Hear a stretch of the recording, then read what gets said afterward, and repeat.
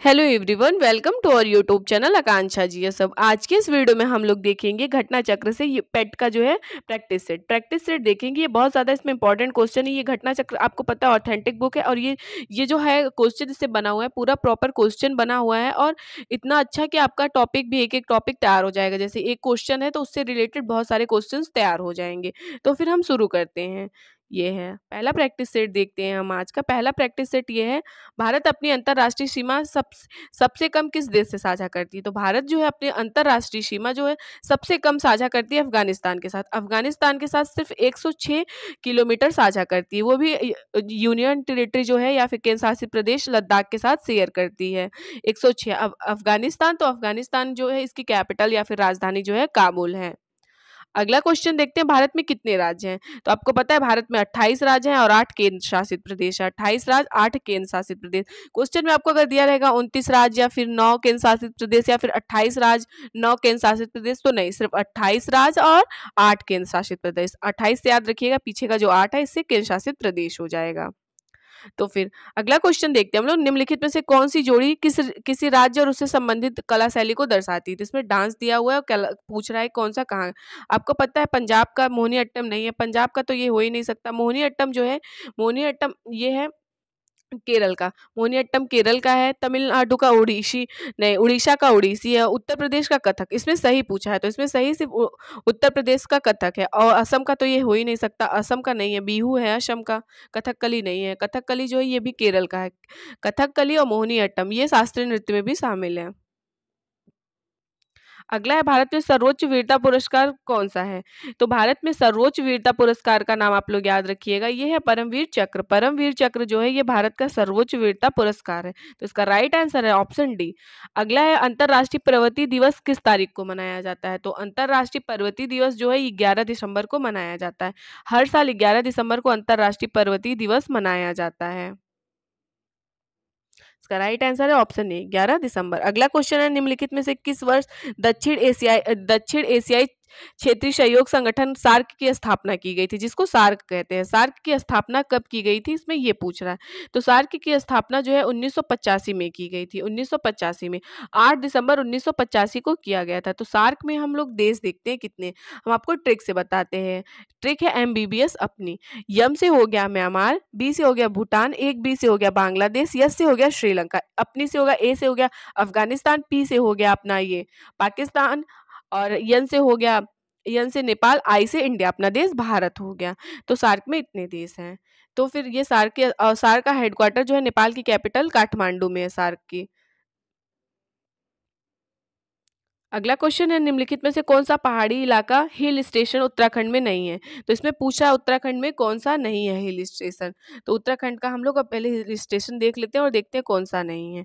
तो hill station जो है दरिंगबाड़ी, ये नहीं है। इसके बारे में हम थोड़ा सा देखते हैं।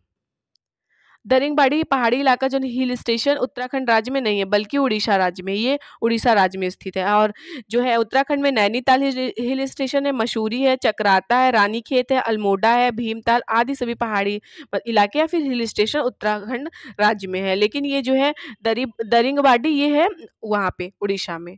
तो इसका राइट आंसर होगा ऑप्शन डी। अगला क्वेश्चन है, गोल किस प्रसिद्ध खिलाड़ी की आत्मकथा है।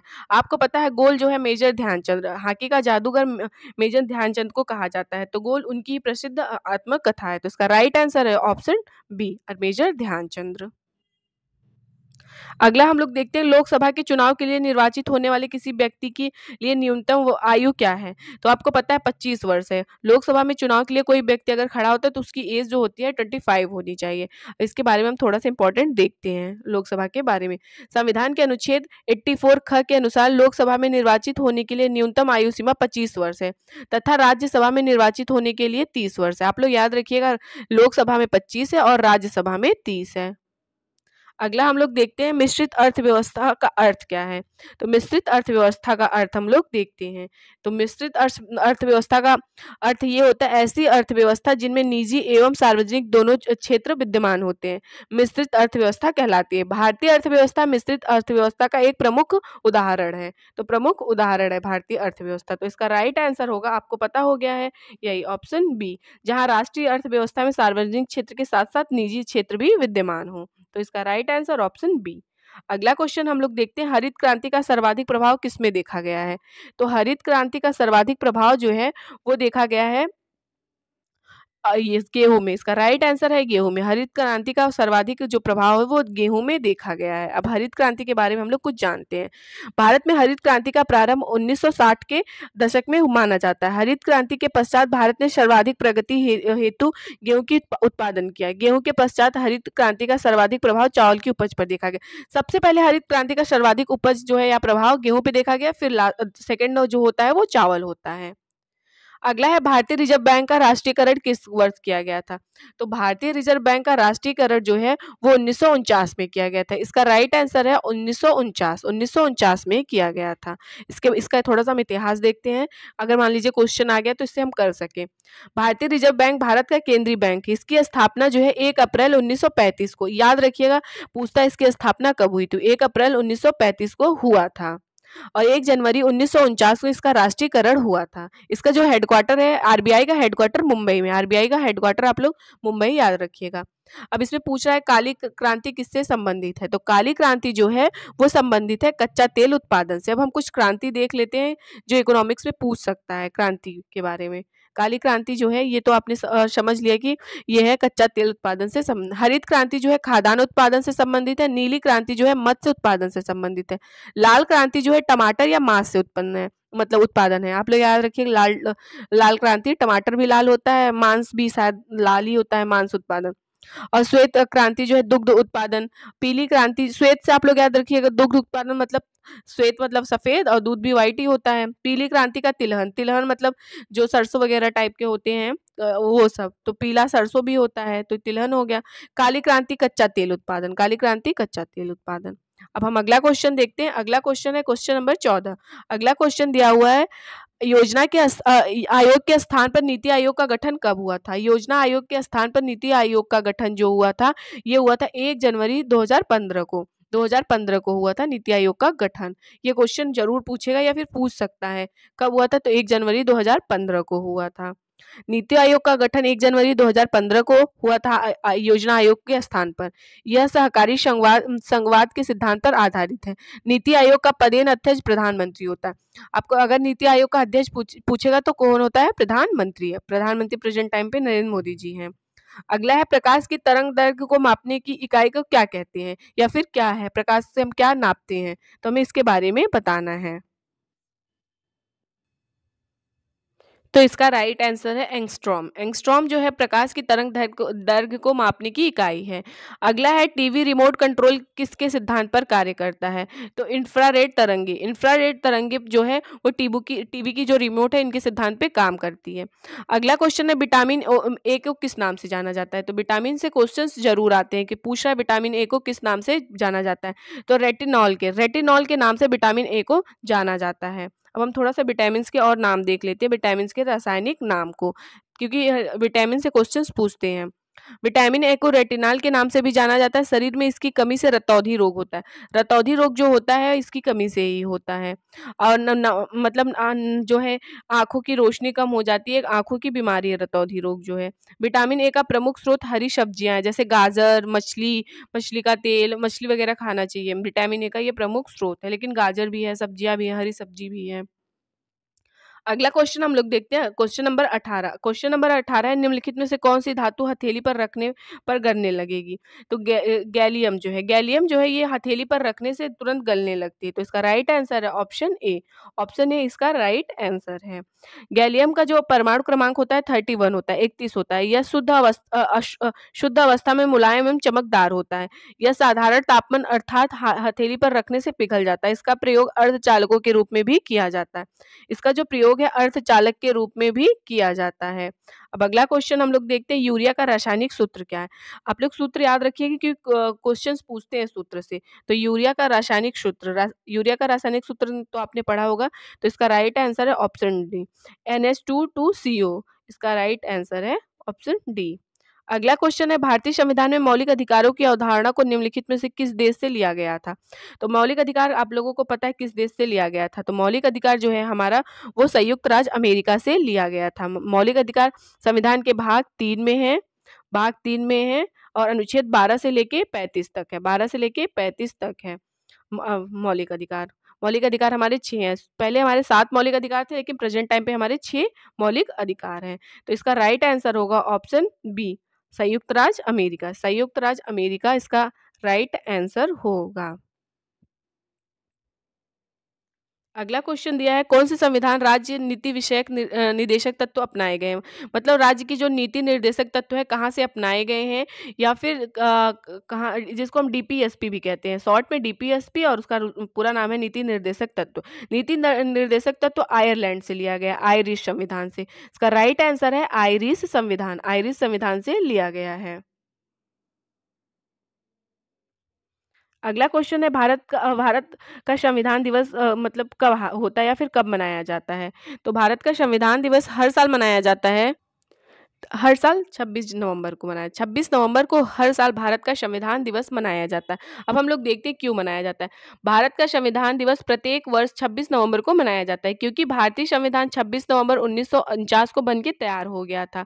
इसी दिन संविधान सभा द्वारा अंगीकृत अधिनियमित आत्मप्रीत किया गया था। 26 नवंबर 1949 के दिन नागरिकता, अस्थायी संसद, अस्थायी और संक्रमणकालीन उपबंध लागू किए गए थे, जबकि भारतीय संविधान को पूर्ण रूप से 1950 में लागू किया। अगर पूर्ण रूप से पूछेगा तो 26 नवंबर 1950 को हमारा भारतीय संविधान लागू हुआ था, लेकिन संविधान दिवस जो है वो 26 नवंबर को मनाया जाता है, इसीलिए मनाया जाता है। अगला क्वेश्चन है, निर्णय लेने का अधिकार किसको है? मतलब एक कोटेशन दिया हुआ है, पूछ रहा है ये अधिकार कौन ले सकता है? बिल मुद्रा बिल है अथवा नहीं, तो ये निर्णय कौन लेने का, किसके पास अधिकार है ये निर्णय लेने का? तो लोकसभा अध्यक्ष के पास है। तो इसका राइट आंसर होगा ऑप्शन ए, लोकसभा अध्यक्ष। अगला क्वेश्चन है, भारत में स्थापित पहला उच्च न्यायालय कौन सा है? तो भारत में स्थापित पहला उच्च न्यायालय पूछ रहा है, तो आप लोग बताइए पहले क्या होगा, भारत में कौन सा उच्च न्यायालय सबसे पहले हुआ था? तो कलकत्ता का उच्च न्यायालय सबसे पहले स्थापित किया गया था। इसका राइट आंसर होगा ऑप्शन डी, कलकत्ता का उच्च न्यायालय। कलकत्ता उच्च न्यायालय भारत में स्थापित किया गया पहला उच्च न्यायालय है। इसकी स्थापना 1 जुलाई 1862 को उच्च न्यायालय अधिनियम 1861 के अंतर्गत की गई थी। इसका अधिकार क्षेत्र पश्चिम बंगाल एवं अंडमान निकोबार द्वीप समूह तक है, जो ये कलकत्ता का है। तो भारत में सबसे पहले कलकत्ता। इस टाइम में आप लोग बताइए भारत में कितने उच्च न्यायालय हैं? अगला क्वेश्चन है, भारत छोड़ो आंदोलन के समय इंग्लैंड के प्रधानमंत्री कौन थे? तो भारत छोड़ो आंदोलन के समय इंग्लैंड के प्रधानमंत्री जो थे वो चर्चिल थे। चर्चिल का जो समय काल था, इनका समय काल जो था 1940 से लेकर 1945 तक था। उस टाइम पे भारत में भारत छोड़ो आंदोलन अभियान चल रहा था, और चर्चिल जो थे इंग्लैंड के प्रधानमंत्री थे। अगला क्वेश्चन जो है 26 नंबर, भारतीय राष्ट्रीय कांग्रेस की प्रथम महिला अध्यक्ष कौन थी? आप लोग ये क्वेश्चन समझिएगा, 26 वाला जो है। तो अगर भारतीय राष्ट्रीय कांग्रेस की प्रथम महिला पूछेगा तो ये थी एनी बेसेंट। एनी बेसेंट पूछेगा, थी सबसे पहली जो अध्यक्ष थी वो एनी बेसेंट थी। अगर कोई भारतीय पूछेगा भारतीय महिला कौन थी, तो सरोजनी नायडू। सरोजनी नायडू 1925 में कानपुर में जो अधिवेशन हुआ था कांग्रेस का, उसमें इन्होंने अध्यक्षता की थी। ये कांग्रेस की प्रथम भारतीय महिला थी। लेकिन भारतीय राष्ट्रीय कांग्रेस की प्रथम महिला कौन है? तो एनी बेसेंट है। अगर सिर्फ भारतीय मतलब महिला पूछेगा तो ये थी सरोजनी नायडू। इन्होंने 1925 में कानपुर का अधिवेशन जो हुआ था उसमें अध्यक्ष थी। अगला क्वेश्चन है क्वेश्चन नंबर 27। क्वेश्चन नंबर 27 है, खिलाफत समिति का गठन कब और कहाँ हुआ था, या कहाँ और कब हुआ था खिलाफत समिति का? तो ये हुआ था बॉम्बे में, मुंबई या जिसको हम बॉम्बे बोलते थे उस टाइम पे, बॉम्बे 1919 में हुआ था खिलाफत समिति का गठन। अगला क्वेश्चन है, मुजफ्फरपुर में किंग्स फोर्ड की हत्या का प्रयास कब किया गया था? तो मुजफ्फरपुर में किंग्स फोर्ड की हत्या का प्रयास 1908 में किया गया। तो इसका राइट आंसर होगा ऑप्शन ए, 1908 में किया गया था। अगला क्वेश्चन है, निम्नलिखित में से कौन सा घाटी सिंधु सभ्यता का एक मतलब बंदरगाह शहर माना जाता है? प्रमुख ये था बंदरगाह का, तो लोथल। लोथल जो है प्रेजेंट टाइम पे गुजरात में है। इसको माना जाता था सिंधु सभ्यता का एक बंदरगाह, क्योंकि यहाँ पे जो साक्ष्य मिले हैं, तो साक्ष्य के अकॉर्डिंग मतलब यहाँ पे बाट वगैरह मिले हैं, तो ऐसा माना जाता है कि यहाँ पे ही लोथल में ही बंदरगाह था प्रमुख व्यापार वगैरह करने का। अगला क्वेश्चन देखते हैं, जैन दर्शन के अनुसार जिन शब्द का क्या अर्थ है? तो जैन दर्शन के अनुसार जिन शब्द का अर्थ जो है वो है विजेता। इसका राइट आंसर है ऑप्शन बी, विजेता। अगला क्वेश्चन है क्वेश्चन नंबर 31 या फिर 31।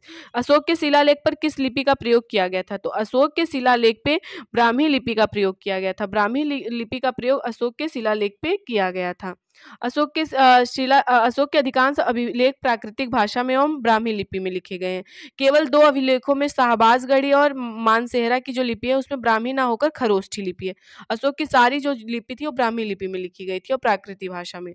सिर्फ 2 लिपि अशोक की जो थी मानसेहरा में और शाहबाजगढ़ी में, ये खरोष्ठी लिपि में थी।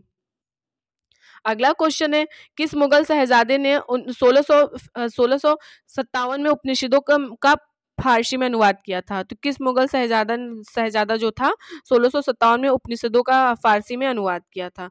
तो इसमें पूछ रहा है। तो दारा शिकोह, सिर्फ दारा शिकोह, ऑप्शन डी इसका राइट आंसर है, दारा शिकोह था। अगला क्वेश्चन है, भारत में पहली फ्रेंच फैक्ट्री कहाँ स्थापित की गई थी? तो भारत में पहली फ्रेंच फैक्ट्री जो है वो स्थापित की गई थी सूरत में। इसका राइट आंसर है 33 का राइट आंसर ऑप्शन ए है, सूरत में।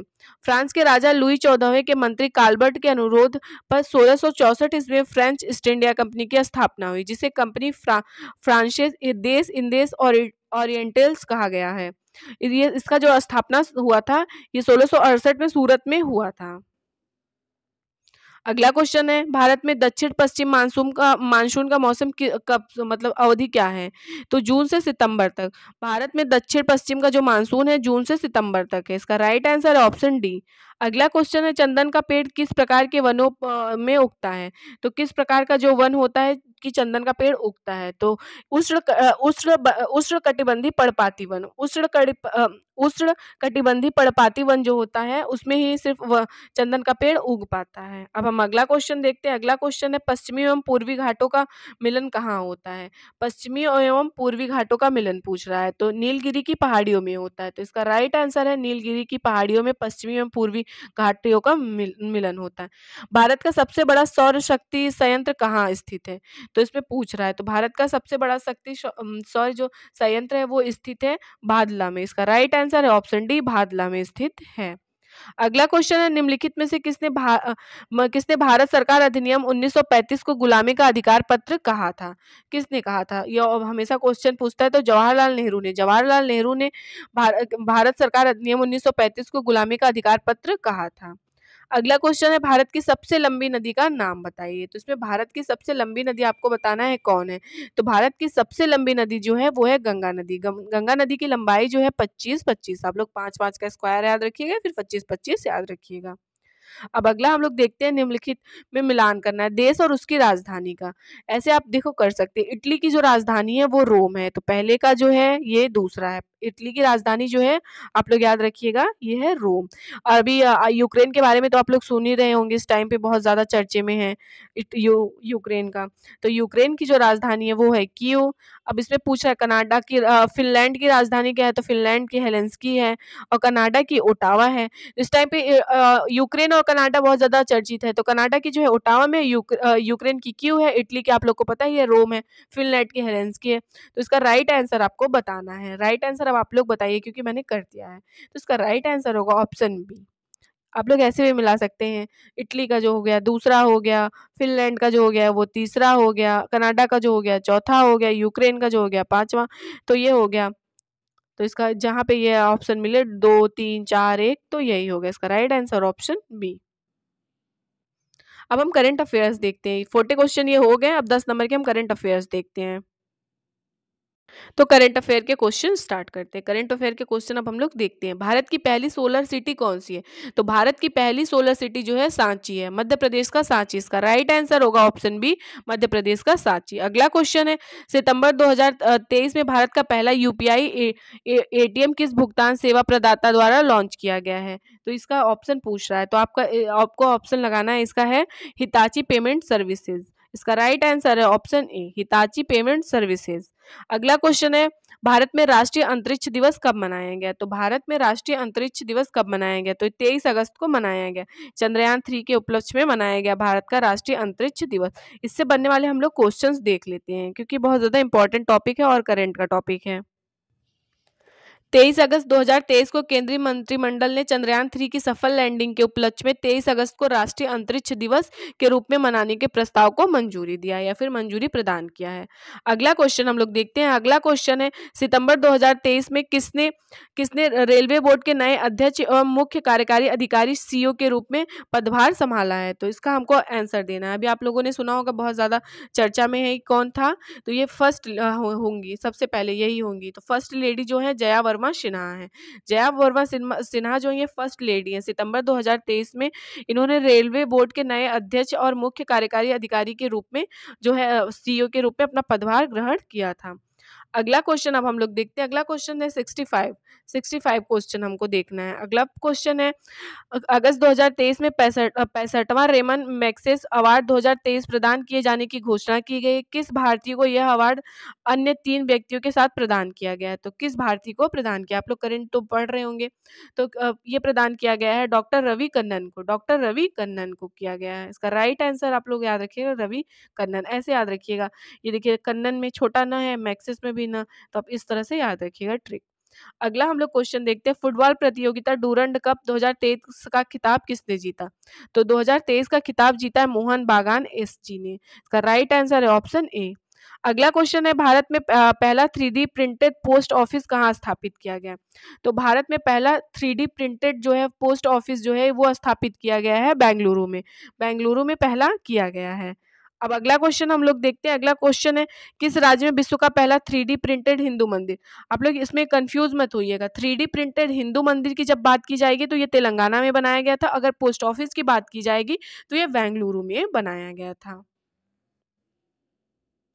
अगला क्वेश्चन है, प्रधानमंत्री विश्वकर्मा योजना के तहत प्रथम चरण में कितने पारंपरिक व्यवसायों को शामिल किया गया है?